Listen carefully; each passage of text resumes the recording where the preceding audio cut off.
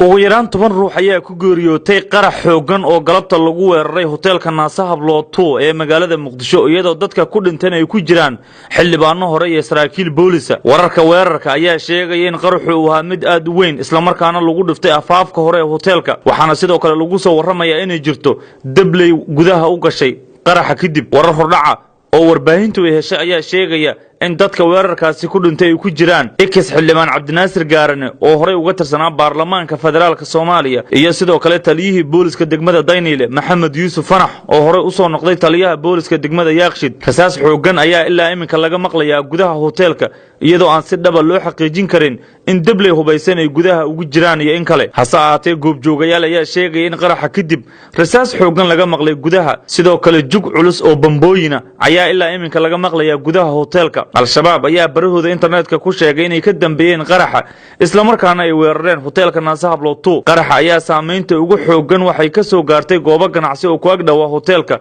sida maqaayada caanka ah ee Banooda iyo sidoo kale goobo kale oo dadku ay fadhiisan jireen. Hoteelka la weeraray ayaa ku yaala goob aan sida uga fogeyn madaxtooyada Soomaaliya, sidoo kale wuxuu kaabiga ku hayaa tiyaatarka qaranka iyo sidoo kale guriga hooyooyinka halkaas oo yaalaan koontaroolada laga sugo amniga madaxtooyada iyadoo halkaasina ay buux dhaafiyeen iminka ciidamada ammaanka oo goobta ku sugan. Warbaahinta ayaa loo diiday inay gudaha u galaan hoteelka isla markaana ay kaag dhawaadaan goobta ay risaastu ka socoto, balse telefishinka Home Cable ayaad kala socon doontaan faahfaahinta iyo sidoo kale waxyaabaha ku soo kordha qasaaraha uu qaraxan geystay.